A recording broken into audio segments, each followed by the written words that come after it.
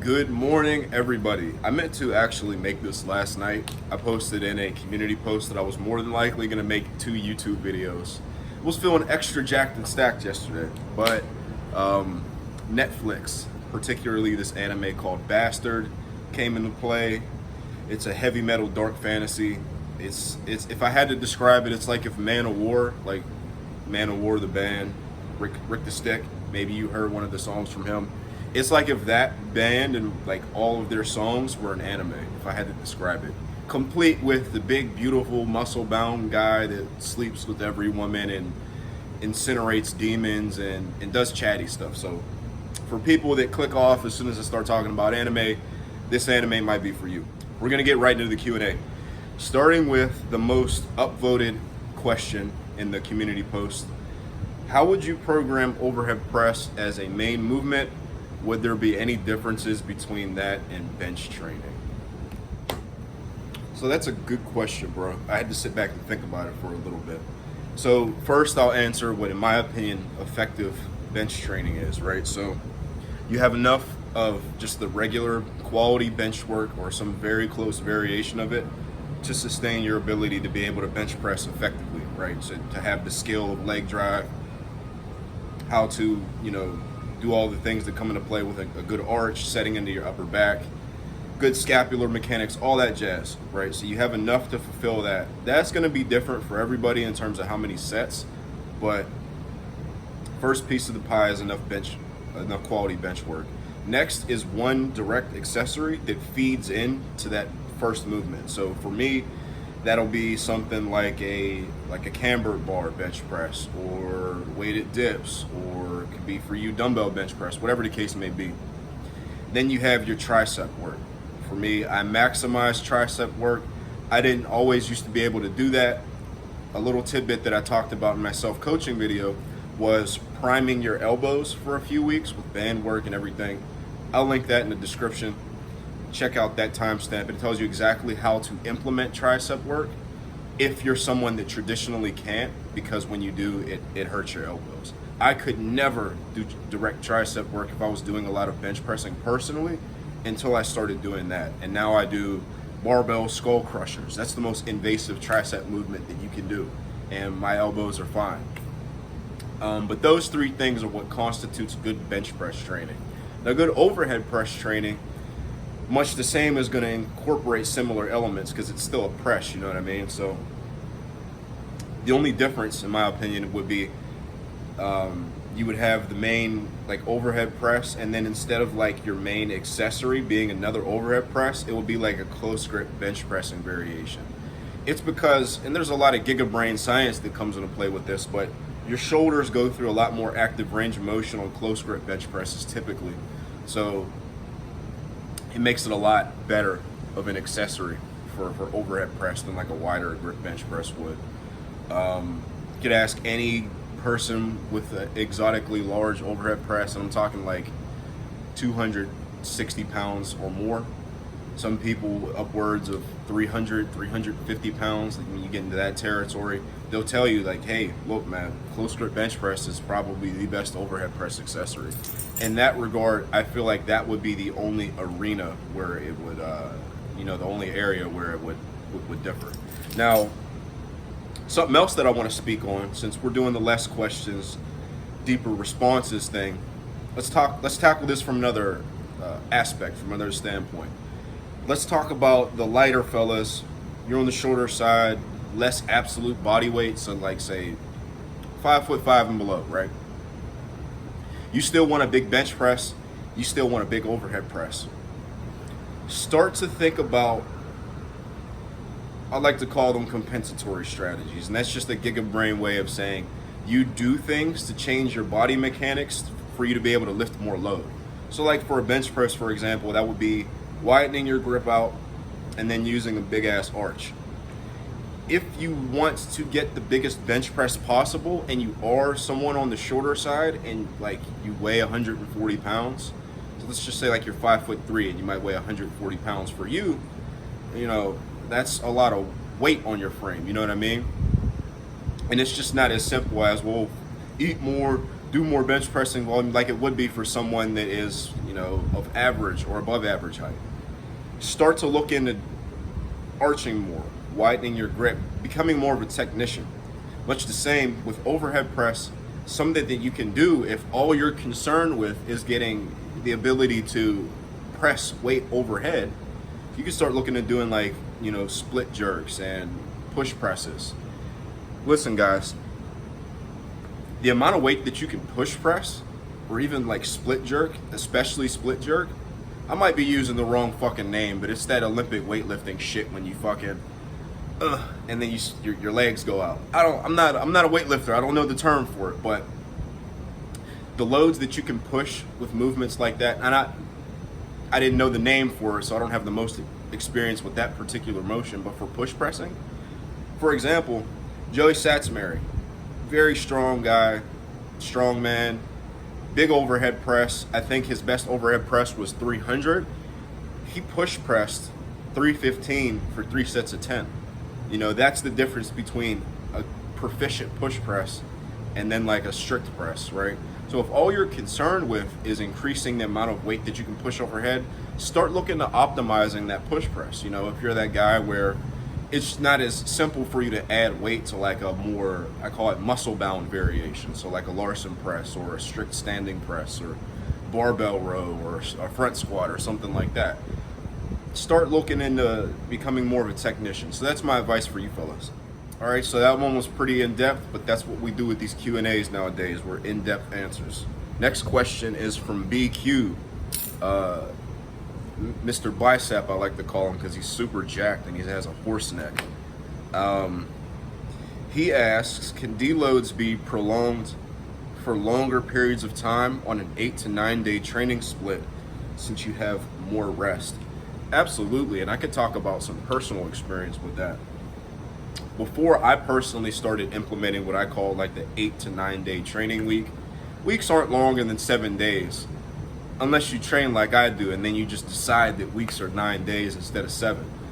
But since I started spreading out my training over 9 days as opposed to 7, that gives me 2 extra days of rest. So where I would usually have to deload like maybe every 2 months, following like a 7 day training split, I went like 6 months without needing a deload. You know, like it's a drastic difference those extra 2 days of rest make. Now, one thing I'll caution is that because you're spacing out your training sessions a little bit farther apart, you also have more time until you come back to that same session, you know what I mean? So something that I do is that I push intensity a little bit higher than I usually would be able to on each of those days. Not a ton, just a little bit, just to make it a more potent stimulus. So something that I do, actually, I can talk a little bit about this, is say, so you got upper, lower, right? On my second upper body day, I started adding like a third squat day. You know, I guess it would be the second squat day, where I'm doing like paused ATG plat squats because I have long femurs. I'm trying to get 28 inch, 38 inch, not 38, well maybe if it's possible, but like 28 to 30 inch legs. I have long femurs. I just need more squatting volume to do that in a quad biased motion, right? So I added those ATG plat squats just to make that particular day more stimulative. But long story short, yeah, you can go longer without deloading. And it also gives you the ability to make each session more fatiguing and for you to fit more, a little bit more in each session as well. And you probably should fit a little bit more because you're resting more and you can get away with it. All right, the next question is about Giga sandwiches. And there's someone new to my channel that's like, what the fuck's a Giga sandwich? Well, the Giga sandwich is an enormous sandwich that I make when my woman banishes me to the living room couch, and I make it as a token of appeasement. Listen, guys, like I make funny jokes. Well, they're funny to me. Maybe that's why my ass ends up on the couch all the time. So like I play into this this heel persona when it comes to describing our relationship. The Giga sandwich is something that I make when I mess up and I get banished to the couch. What the Giga sandwich is, You get you some nice crusty Italian bread. It could be whatever you want. It has to be crusty because it needs to contain the giga amount of contents that you're going to put in it. What you put in the Giga sandwich really is irrelevant. It's just a lot of different shit. What you got to make sure is that it's cohesive on a flavor profile level, right? One Giga sandwich recipe that I like, I'll share a couple. I'll give you 2 Giga sandwiches because I refuse to release my secret seasonings. Bacon or turkey bacon is the topping. Fried egg, 3 different kinds of lunch meat.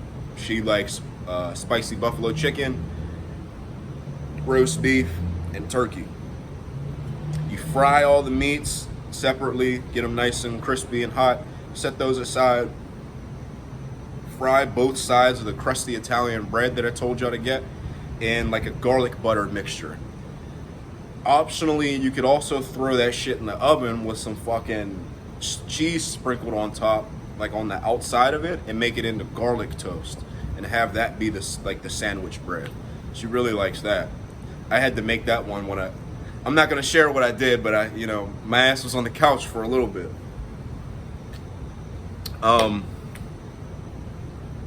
Yeah, that's one Giga sandwich recipe. Now I also have the Giga grilled cheese. The Giga grilled cheese is a lot simpler to make, so if you fuck it, I'm not going to the store to buy all that shit, all that damn meat.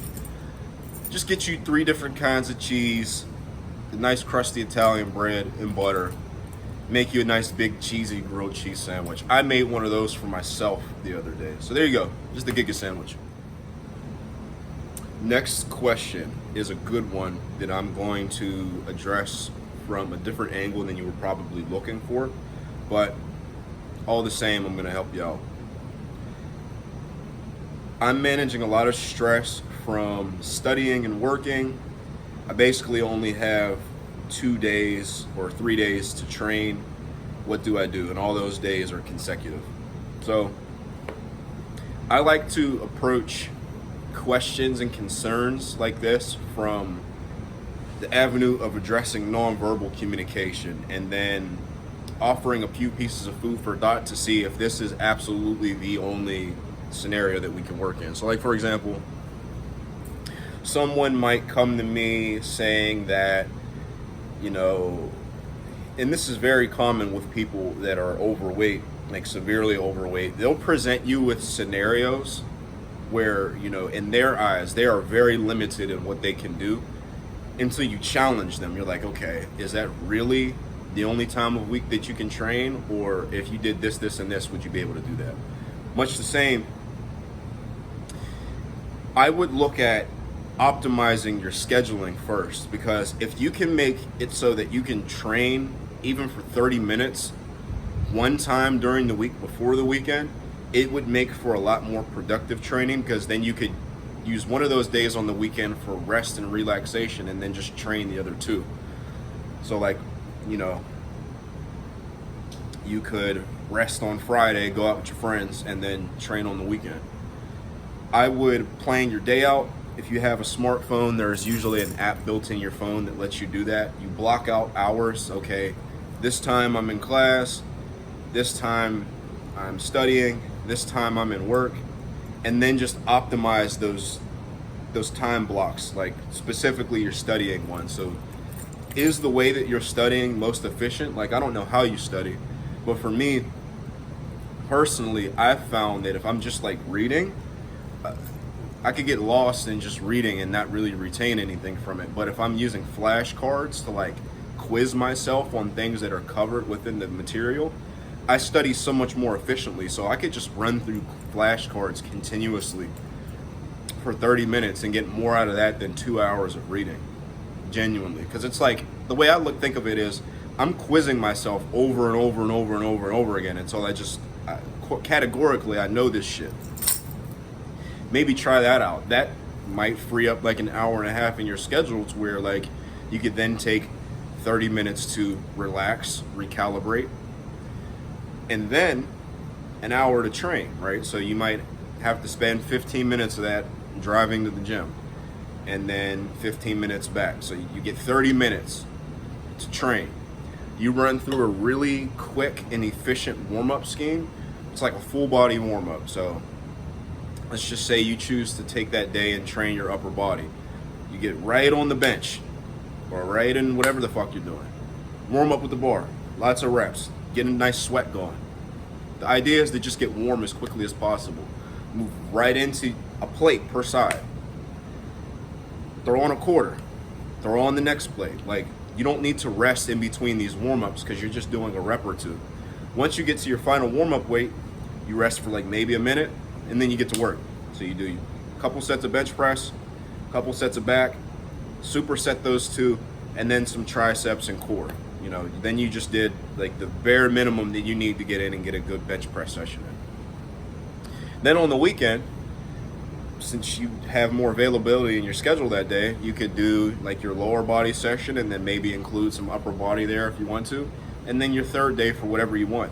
That way you're still working each muscle group twice a week, but now you also get more rest as well. And then in addition, dude, you get that day on the weekend to just relax and completely recalibrate from work, school, and training. Go out, maybe go to the club and meet a nice big booty Judy, you know what I mean? Whatever the fuck you want to do. You know, you're not stressed about work, you're not stressed about studying, you're not stressed about training. So that's how I would personally approach it. I am of the opinion that you can always make more time. All right, bros, that is the Q&A for the week. I had to come inside. It was starting to get really, really hot. Sweating like a whore in church. Let me know if y'all have any questions about those questions down below. Ask me any questions that you would like to be included for next week when we do another one of these. If you like that person's question, like the comment, just so I can see what everyone wants to see get talked about. I'm going to play a little bit of Elden Ring before I head to the gym for my AM session, and then I'm going to get to it. Y'all have a good one.